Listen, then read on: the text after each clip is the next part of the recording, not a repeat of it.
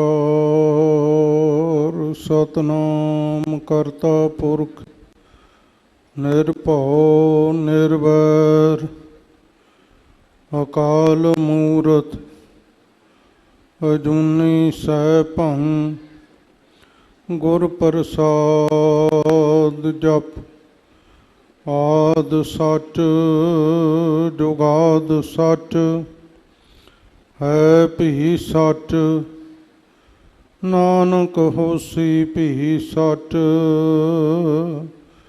ਜਿਨਾ ਸਾਸ ਗਿਰਾਸ ਨਾ ਵਿਸਰੈ ਹਰ ਨਾਮਾ ਮਨ ਮੰਤ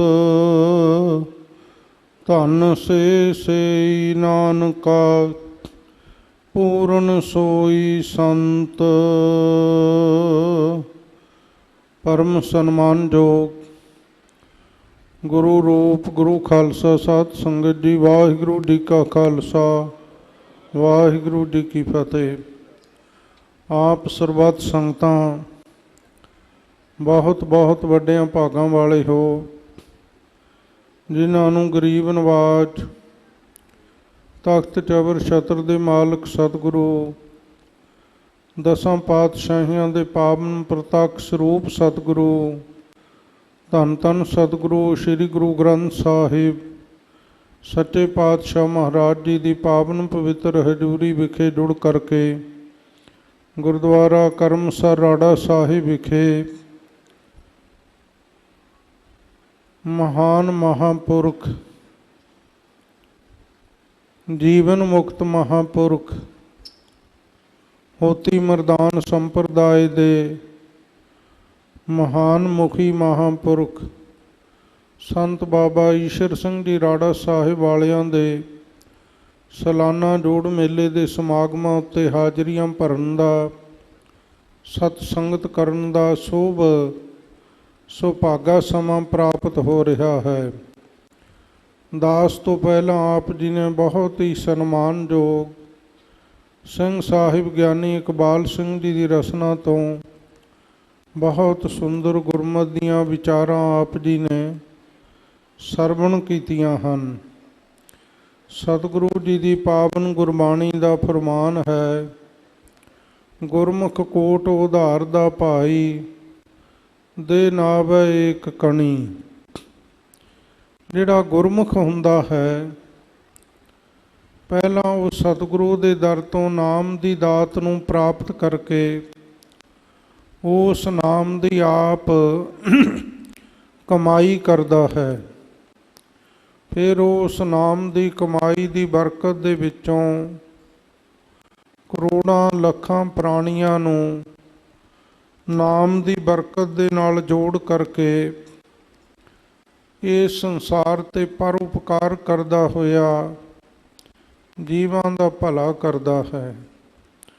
ਕਰੋੜਾਂ ਜੀਵਾਂ ਦਾ ਉਧਾਰ ਹੋ ਜਾਂਦਾ ਹੈ ਗੁਰਮੁਖਾਂ ਦੀ ਕਰਨੀ ਕਰਕੇ। ਸਤ ਸੰਗਤ ਜੀ, ਕਲਯੁਗ ਦੇ ਅੰਦਰ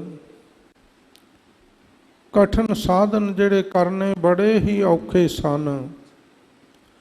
ਪਾਠ ਪੜ੍ਹਿਓ ਅਰ ਵੇਦ ਵਿਚਾਰਿਓ, ਨਿਵਲ ਭੁਯੰਗਮ ਸਾਧੇ, ਪੰਜ ਜਨਾ ਸੁ ਸੰਗ ਨ ਛੁਟਕਿਓ, ਅਧ ਕਹੂੰ ਬੁੱਧ ਬਾਧੇ। ਪਿਆਰੇ ਇਨ ਬਿਦ ਮਿਲ ਨ ਜਾਈ, ਮੈਂ ਕੀਏ ਕਰਮ ਅਨੇਕਾ, ਹਾਰ ਪਰਿਓ ਸੁਆਮੀ ਕੈ ਦੁਆਰੈ, ਦੀਜੈ ਬੁੱਧ ਵਿਵੇਕਾ। ਇਹ ਸਾਧਨ ਬਹੁਤ ਹੀ ਕਠਿਨ ਸਨ, ਪਰ ਸਤਿਗੁਰੂ ਜੀ ਨੇ, ਸ੍ਰੀ ਗੁਰੂ ਨਾਨਕ ਦੇਵ ਸੱਚੇ ਪਾਤਸ਼ਾਹ ਜੀ ਨੇ ਸਾਡਾ ਉਧਾਰ ਕਰਨ ਵਾਸਤੇ, ਸਾਡਾ ਭਲਾ ਕਰਨ ਵਾਸਤੇ ਸਾਨੂੰ ਸਭ ਤੋਂ ਸੁਖੈਨ ਸਾਧਨ ਜਿਹੜਾ ਦਿੱਤਾ ਹੈ, ਉਹ ਸਤ ਸੰਗਤ ਦੇ ਵਿੱਚ ਮਿਲ ਕਰਕੇ ਨਾਮ ਜਪਣਾ ਔਰ ਵਾਹਿਗੁਰੂ ਦੀ ਸਿਫਤ ਸਲਾਹ ਨੂੰ ਕੰਨਾਂ ਦੁਆਰਾ ਸੁਣਨਾ। ਅਬ ਰਿਕਾਰਡ ਤੇਰਾ ਕਿਤੇ ਨਾ ਕਾਮ, ਮਿਲ ਸਾਧ ਸੰਗ ਭਜ ਕੇਵਲ ਨਾਮ। ਸਿੰਘ ਸਾਹਿਬ ਜੀ ਆਪ ਜੀ ਨੂੰ ਪਰਮਾਰਥ ਮਾਰਗ ਦੇ ਕੁਝ ਗੂੜ੍ਹੇ ਰਹੱਸਾਂ ਉੱਤੇ ਵਿਆਖਿਆ ਦੇ ਰਹੇ ਸਨ। ਸਾਧ ਸੰਗਤ ਜੀ, ਜਿਨ੍ਹਾਂ ਸਤਿਪੁਰਸ਼ਾਂ ਦੀ ਯਾਦ ਵਿੱਚ ਤੁਸੀਂ ਬੈਠੇ ਹੋ, ਇਹ ਮਹਾਂਪੁਰਖ ਵੀ ਜਦੋਂ ਕਿਤੇ ਆਏ ਜਗਿਆਸੂ ਨੇ ਨਾਮ ਜਪਣ ਵਾਸਤੇ ਵਿਚਾਰ ਕਰਨੀ, ਪਹਿਲਾਂ ਉਹਨਾਂ ਨੇ ਉਸ ਦੇ ਜੀਵਨ ਬਾਬਤ, ਉਸ ਦੇ ਮਨ ਦੀਆਂ ਬਿਰਤੀਆਂ ਬਾਬਤ, ਉਸ ਦੇ ਸੁਭਾਅ ਬਾਬਤ, ਉਸ ਦੇ ਖਿਆਲਾਂ ਬਾਬਤ ਚੰਗੀ ਤਰ੍ਹਾਂ ਉਸ ਕੋਲੋਂ ਹਰ ਗੱਲ ਦੀ ਜਾਣਕਾਰੀ ਲੈਣੀ ਕਿ ਤੂੰ ਬਈ ਨਾਮ ਜਪਣ ਦੀ ਗੱਲ ਕਰਦਾ, ਬਾਣੀ ਪੜ੍ਹਨ ਦੀ ਗੱਲ ਕਰਦਾ, ਸੇਵਾ ਦੀ ਗੱਲ ਕਰਦਾ, ਤੇਰਾ ਮਨ ਕਿੱਥੇ ਕੁ ਟਿਕਿਆ ਹੋਇਆ ਹੈ। ਸਾਧ ਸੰਗਤ ਜੀ, ਵੈਸੇ ਜਿਹੋ ਜਿਹਾ ਕੋਈ ਜਗਿਆਸੂ ਜਾਂ ਅਧਿਕਾਰੀ ਹੋਣਾ, ਉਸ ਨੂੰ ਵੈਸਾ ਹੀ ਉਹਨਾਂ ਨੇ ਪਰਮਾਰਥ ਮਾਰਗ ਦਾ ਗਿਆਨ ਕਰਵਾਉਣਾ। ਪਰਮਾਰਥ ਮਾਰਗ ਦੇ ਅੰਦਰ 4 ਬਾਣੀਆਂ ਦਾ ਬੜਾ ਜ਼ਿਕਰ ਆਉਂਦਾ ਹੈ। ਬੈਖਰੀ ਹੈ, ਮਧਮਾ ਹੈ, ਪਸੰਤੀ ਹੈ, ਪਰਾ ਹੈ। ਬੈਖਰੀ ਬਾਣੀ ਦੁਆਰਾ ਜਿੱਥੇ ਬੋਲ ਕੇ ਭਾਵ ਤੁਹਾਡੇ ਕੰਨ ਵੀ ਸੁਣ ਸਕਣ ਤੇ ਕੋਲੇ ਬੈਠਾ ਦੂਸਰਾ ਵਿਅਕਤੀ ਵੀ ਸੁਣ ਸਕੇ, ਉਹ ਜਾਪ ਕਰਨਾ ਰਸਨਾ ਨਾਲ ਬੋਲ ਕੇ। ਜਿੱਥੇ ਉਸ ਦਾ ਬਹੁਤ ਵੱਡਾ ਮਹਾਤਮ ਵੀ ਮੰਨਿਆ ਹੈ। ਜਦੋਂ ਵਿਅਕਤੀ ਰਸਨਾ ਨਾਲ ਬੋਲ ਕੇ ਨਾਮ ਜਾਪ ਕਰਦਾ ਹੈ, ਉਦੋਂ ਉਸ ਦੀ ਦੇਹ ਵੀ ਪਵਿੱਤਰ ਹੁੰਦੀ ਹੈ, ਔਰ ਬਲਕਿ ਜਿਸ ਧਰਤੀ 'ਤੇ ਉਹ ਬੈਠ ਕੇ ਪਰਮੇਸ਼ਰ ਦਾ ਨਾਮ ਜਪਦਾ ਹੈ, ਉਹ ਧਰਤੀ ਵੀ ਪਵਿੱਤਰ ਹੋ ਜਾਂਦੀ ਹੈ। 68 ਤੀਰਥ ਜਹ ਸਾਧ ਪਗ ਧਰੈ, ਤਹ ਬੈਕੁੰਠ ਜਹ ਨਾਮ ਉਚਰਹਿ। ਇਹ ਧਰਤੀ ਤੁਸੀਂ ਵੇਖ ਰਹੇ ਹੋ, ਅੱਜ ਤੋਂ 60-70 ਸਾਲ ਪਹਿਲਾਂ ਜੇ ਪਿੱਛੇ ਜਾਈਏ ਤਾਂ ਇਹ ਧਰਤੀ ਉਜਾੜ ਬਿਆਬਾਨ ਜੰਗਲ ਦਾ ਰੂਪ ਧਾਰਨ ਕੀਤੀ ਹੋਈ ਸੀ। ਪਰ ਸਾਧ ਸੰਗਤ ਜੀ, 70-80 ਸਾਲ ਪਿੱਛੇ ਚਲੇ ਜਾਈਏ ਤਾਂ ਜਦੋਂ ਉਹਨਾਂ ਮਹਾਂਪੁਰਖਾਂ ਨੇ ਇੱਥੇ ਆ ਕੇ ਨਾਮ ਜਪਿਆ, ਤਾਂ ਇਹ ਧਰਤੀ ਜਿੱਥੇ ਨਾਮ ਜਪੀਐ ਪ੍ਰਭ ਪਿਆਰੇ, ਸੇ ਅਸਥਿਲ ਸੋਇਨ ਚੌਬਾਰੇ। ਅੱਜ ਇਹ ਧਰਤੀ ਤੀਰਥ ਦਾ ਰੂਪ ਧਾਰਨ ਕਰ ਗਈ ਹੈ। ਧਾਰਮਿਕ ਗ੍ਰੰਥਾਂ ਦੇ ਵਿੱਚ ਜ਼ਿਕਰ ਆਉਂਦਾ ਹੈ ਕਿ ਜਿੱਥੇ ਕੋਈ ਪ੍ਰਭੂ ਦਾ ਪਿਆਰਾ ਕੁਝ ਸਾਲ ਬੈਠ ਕੇ ਵਾਹਿਗੁਰੂ ਦੇ ਨਾਮ ਦੀ ਕਮਾਈ ਕਰਦਾ ਹੈ, ਉਸ ਧਰਤੀ ਦੇ ਉੱਤੇ ਘੱਟ ਤੋਂ ਘੱਟ 10,000 ਸਾਲ, 10,000 ਵਰ੍ਹਾ ਉਸ ਦੇ ਜਪੇ ਹੋਏ ਨਾਮ ਦਾ ਪ੍ਰਭਾਵ ਉਹ ਧਰਤੀ ਗ੍ਰਹਿਣ ਕਰਕੇ ਆਪਣੀ ਕੁੱਖ ਵਿੱਚ ਰੱਖਦੀ ਹੈ। ਇੱਕ ਵੇਰੀ ਦਾ ਜ਼ਿਕਰ ਹੈ, ਮਹਾਂਪੁਰਖ ਸੰਤ ਬਾਬਾ ਜਵਾਲਾ ਸਿੰਘ ਜੀ ਹਰਖੋਵਾਲ ਵਾਲੇ ਕਿਸੇ ਇਕਾਂਤ ਜੰਗਲ ਵੱਲ ਨੂੰ ਤੁਰੇ ਜਾ ਰਹੇ ਸਨ, ਔਰ ਬਾਬਾ ਦੀਦਾਰ ਸਿੰਘ ਜੀ ਨੇ ਬਚਨ ਸੁਣਾਇਆ। ਕਹਿੰਦੇ ਮਹਾਂਪੁਰਖ ਅਚਾਨਕ ਰੁਕੇ, ਔਰ ਕਹਿੰਦੇ ਰੋਕ ਕੇ ਨਾਲ ਦੇ ਸਿੰਘ ਨੂੰ ਕਹਿਣ ਲੱਗੇ ਕਿ ਇੱਧਰੋਂ ਸ਼ਾਂਤੀ ਦੇ ਪਰਮਾਣੂ ਆ ਰਹੇ ਆ। ਵਾਯੂ ਮੰਡਲ ਵਿੱਚੋਂ ਐਸੀਆਂ ਤਰੰਗਾਂ ਉੱਠ ਰਹੀਆਂ ਕਿ ਸ਼ਾਂਤੀ ਹਿਰਦੇ ਨੂੰ ਸ਼ਰਸ਼ਾਰ ਕਰ ਰਹੀ ਹੈ। ਇੱਧਰ ਜਾ ਕੇ ਵੇਖੋ, ਕੋਈ ਸਾਧੂ ਭਜਨ ਤਾਂ ਨਹੀਂ ਕਰ ਰਿਹਾ। ਤਾਂ ਸਾਧ ਸੰਗਤ ਜੀ, ਜਦੋਂ ਉਹ ਸੇਵਾਦਾਰ ਕਾਫੀ ਅੱਗੇ ਜੰਗਲ ਦੇ ਵਿੱਚ ਗਏ ਤਾਂ ਇੱਕ ਮਹਾਤਮਾ ਦਰਖਤ ਦੀ ਢੋਹ ਲਾ ਕੇ ਪਰਮੇਸ਼ਰ ਦਾ ਨਾਮ ਜਪ ਰਹੇ ਸਨ। ਮਹਾਂਪੁਰਖ ਕਹਿਣ ਲੱਗੇ, ਭਾਈ ਜਿੱਥੇ ਪ੍ਰਭੂ ਦਾ ਪਿਆਰਾ ਬੈਠ ਕੇ ਨਾਮ ਜਪਦਾ ਨਾ, ਉਸ ਧਰਤੀ ਦੇ ਉੱਤੇ ਸ਼ਾਂਤੀ ਦੇ ਪਰਮਾਣੂਆਂ ਦਾ ਵਾਸਾ ਹੋ ਜਾਂਦਾ। ਉੱਥੇ ਸ਼ਾਂਤੀ ਦੀਆਂ ਤਰੰਗਾਂ ਪੈਦਾ ਹੋਣ ਲੱਗ ਜਾਂਦੀਆਂ ਹਨ। ਸੋ ਸਾਧ ਸੰਗਤ ਜੀ, ਔਰ ਇਹ ਵੀ ਲਿਖਿਆ ਹੈ ਕਿ ਜਿੱਥੇ ਉਹਦੇ ਜਪੇ ਨਾਮ ਦਾ 10,000 ਵਰ੍ਹਾ ਧਰਤੀ ਦੀ ਕੁੱਖ ਵਿੱਚ ਪ੍ਰਭਾਵ ਰਹਿੰਦਾ, ਉੱਥੇ 10,000 ਸਾਲ ਤੱਕ ਜਿਹੜੇ ਵੀ ਪ੍ਰਾਣੀ ਉਸ ਸਥਾਨ 'ਤੇ ਆਉਣਗੇ ਨਾ, ਉਹਨਾਂ ਦੇ ਮਨ ਦੀਆਂ ਕਾਮਨਾਵਾਂ ਪੂਰੀਆਂ ਹੁੰਦੀਆਂ ਹਨ, ਉਹਨਾਂ ਦੇ ਮਨ ਦੇ ਮਨੋਰਥ ਪੂਰੇ ਹੁੰਦੇ ਆ। ਉਹ ਨਾਮ ਦੀ ਸ਼ਕਤੀ ਕਰਕੇ ਉਹਨਾਂ ਦੀਆਂ ਇੱਛਾ ਪੂਰੀਆਂ ਹੋ ਜਾਂਦੀਆਂ ਹਨ। ਇੱਛਾ ਪੂਰਕ ਸਰਬ ਸੁਖ ਦਾਤਾ ਹਰ, ਜਾ ਕੇ ਵਸ ਹੈ ਕਾਮ ਧੇਨਾ। ਇਸ ਤੋਂ ਅੱਗੇ ਮੱਧਮਾ ਹੈ। ਮੱਧਮਾ ਦੇ ਵਿੱਚ ਜਿੱਥੇ ਬੈਖਰੀ ਬੋਲ ਕੇ ਜਪਣ ਦਾ ਸੈਂਕੜੇ ਗੁਣਾ ਫਲ ਹੈ, ਉੱਥੇ ਹਜ਼ਾਰਾਂ ਗੁਣਾ ਉਸ ਤੋਂ ਵੀ ਵੱਧ ਨਾਮ ਜਪਣ ਦਾ ਫਲ ਪ੍ਰਾਪਤ ਹੋਣ ਲੱਗ ਜਾਂਦਾ। ਔਰ ਇਸ ਤੋਂ ਅੱਗੇ ਪਸੰਤੀ ਹੈ। ਪਸੰਤੀ ਵਿੱਚ ਲੱਖਾਂ ਗੁਣਾ ਨਾਭੀ ਵਿੱਚ। ਔਰ ਅੱਗੇ ਪਰਾਵਸਥਾ ਹੈ, ਜਿੱਥੋਂ ਰੋਮ ਰੋਮ ਗੁਰਮੁਖ ਰੋਮ ਰੋਮ ਹਰ ਧਿਆਵੈ। ਉੱਥੇ ਕਰੋੜਾਂ ਗੁਣਾ ਨਾਮ ਜਪੇ ਦਾ ਫਲ। ਇੱਕ ਵਾਰੀ ਵਾਹਿਗੁਰੂ ਕਹੇਗਾ, ਕਰੋੜਾਂ ਰੋਮ ਹੀ ਨਾਲ ਨਾਮ ਜਪਣਗੇ, ਕਰੋੜਾਂ ਗੁਣਾ ਫਲ ਪ੍ਰਾਪਤ ਹੋ ਜਾਂਦਾ ਹੈ। ਔਰ ਇਸ ਤੋਂ ਅੱਗੇ ਧਰਤ ਪਾਤਾਲ ਆਕਾਸ਼ ਹੈ ਮੇਰੀ ਜਿੰਦੜੀਏ, ਸਭ ਹਰ ਹਰ ਨਾਮ ਧਿਆਵੈ ਰਾਮ। ਜੋ ਬੋਲਤ ਹੈ ਮ੍ਰਿਗ ਮੀਨ ਪੰਖੇਰੂ, ਸੋ ਬਿਨ ਹਰ ਜਾਪਤ ਹੈ ਨਹੀਂ ਹੋਰ। ਮੈਂ ਇੱਕ ਬੜੇ ਪੁਰਾਣੇ ਮਹਾਤਮਾ ਤੋਂ ਬਚਨ ਸੁਣੇ। ਸੰਤ ਬਾਬਾ ਈਸ਼ਰ ਸਿੰਘ ਜੀ ਰਾੜਾ ਸਾਹਿਬ ਵਾਲੇ ਇੱਕ ਵਾਰੀ ਚੰਡੀਗੜ੍ਹ ਦੇ ਇਲਾਕੇ ਵਿੱਚ ਦੀਵਾਨ ਲਾਉਣ ਗਏ, ਤਾਂ ਉਹਨਾਂ ਨੇ ਗੁਰਮੁਖ ਰੋਮ ਰੋਮ ਹਰ ਧਿਆਵੈ ਦਾ ਦੀਵਾਨ ਦੇ ਵਿੱਚ ਜ਼ਿਕਰ ਕੀਤਾ। ਇੱਕ ਮਹਾਤਮਾ ਉਹ ਦੀਵਾਨ ਬੈਠ ਕੇ ਸੁਣ ਰਹੇ ਸਨ।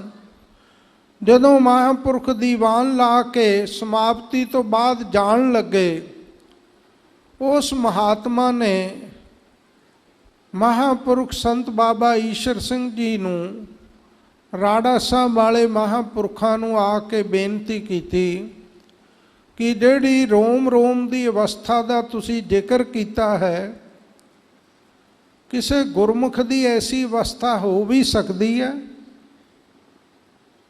ਜਾਂ ਤੁਹਾਡਾ ਇਸ ਅਵਸਥਾ ਬਾਰੇ ਕੀ ਅਨੁਭਵ ਹੈ? ਮਹਾਂਪੁਰਖ ਚੁੱਪ ਕਰ ਗਏ, ਕੋਈ ਬਚਨ ਨਹੀਂ ਕੀਤਾ। ਆਪਣਾ ਸੱਜਾ ਮੋਢਾ ਅੱਗੇ ਨੂੰ ਜਦੋਂ ਕੀਤਾ ਨਾ ਅਚਾਨਕ, ਤਾਂ ਉਹ ਬਿਰਤੀ ਜਿਹੜਾ ਗੁਰਮੁਖ ਸਾਧੂ ਸੀ, ਤਪਸਵੀ ਸੀ, ਉਹ ਵੀ ਕਮਾਈ ਵਾਲੀ ਆਤਮਾ ਸੀ, ਉਸ ਨੇ ਕੀ ਵੇਖਿਆ ਕਿ ਸੰਤ ਮਹਾਂਪੁਰਖ ਬਾਬਾ ਈਸ਼ਰ ਸਿੰਘ ਜੀ ਰਾੜਾ ਸਾਹਿਬ ਵਾਲਿਆਂ ਦੇ ਰੋਮ ਰੋਮ ਵਿੱਚੋਂ ਵਾਹਿਗੁਰੂ ਵਾਹਿਗੁਰੂ ਵਾਹਿਗੁਰੂ ਦਾ ਨਾਮ ਸੁਣਾਈ ਦੇ ਰਿਹਾ ਸੀ। ਮੂੰਹੋਂ ਨਹੀਂ ਉਹਨਾਂ ਨੇ ਬੋਲਿਆ। ਗੁਰਬਾਣੀ ਦੇ ਵਿੱਚ ਗੁਰਮਤਿ ਦਾ ਇਹ ਸਿਧਾਂਤ ਹੈ, ਹਿਰਦੇ ਗਿਆਨ ਮੁਖ ਭਗਤੀ ਵਰਤਣ ਵੈਰਾਗ। ਹਿਰਦੇ ਵਿੱਚ ਪੂਰਨ ਗਿਆਨ ਦੀ ਪ੍ਰਾਪਤੀ ਹੋਣੀ, ਵਰਤ ਵਰਤਾਵਾ ਵੈਰਾਗ ਨਿਮਰਤਾ ਵਾਲਾ, ਔਰ ਹਮੇਸ਼ਾ ਵਾਸਤੇ ਭਗਤੀ ਭਾਵ ਦੇ ਵਿੱਚ ਲੀਨ ਰਹਿਣਾ, ਜੁੜੇ ਰਹਿਣਾ।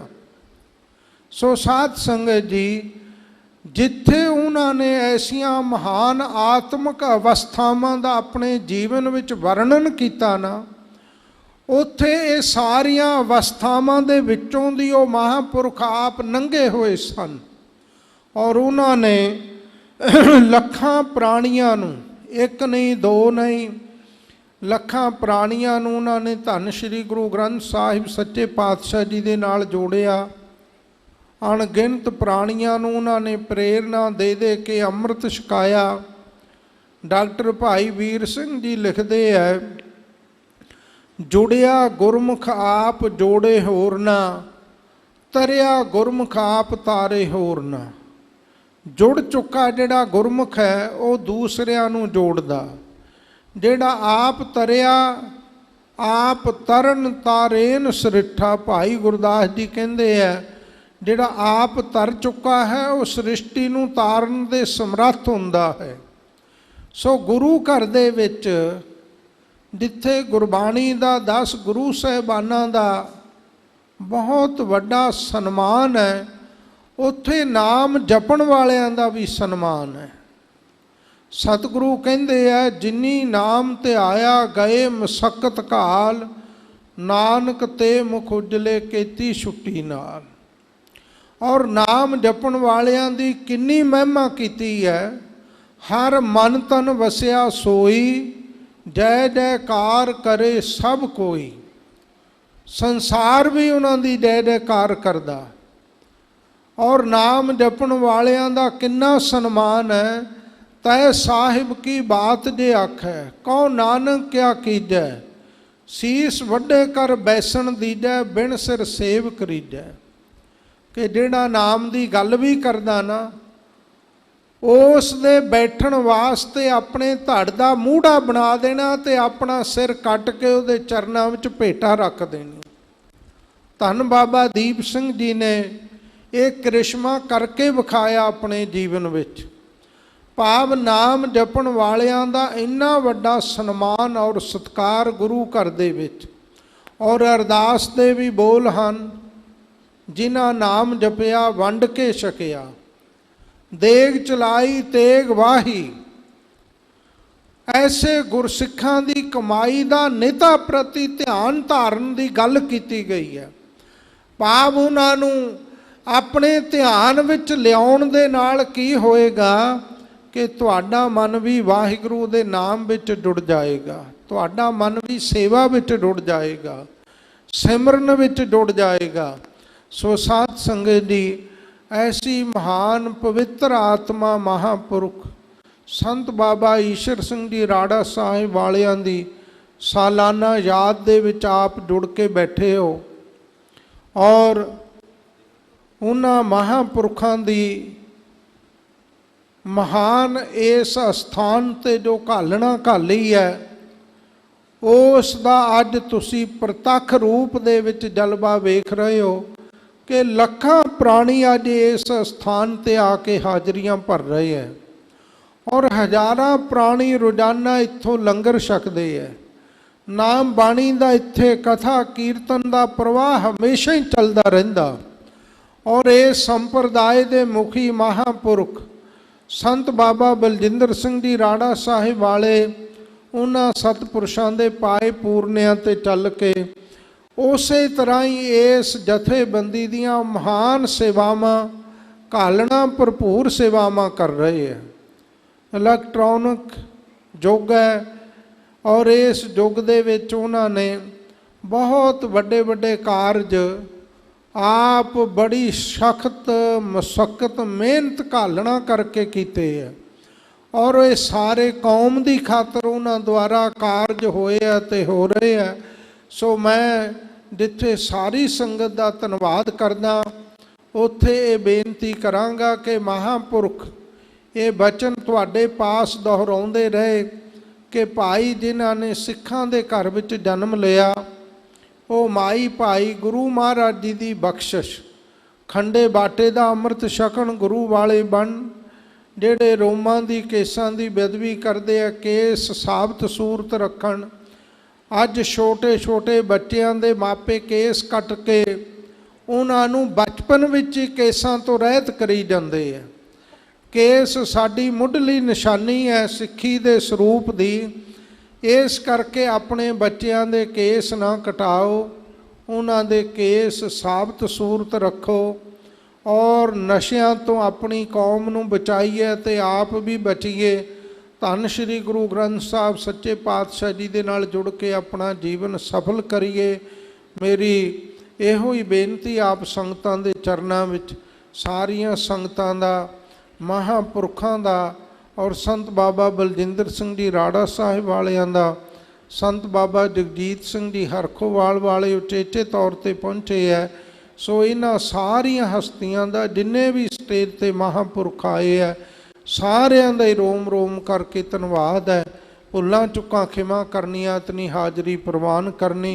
वाहिगुरू जी का खालसा, वाहिगुरू जी की फतेह।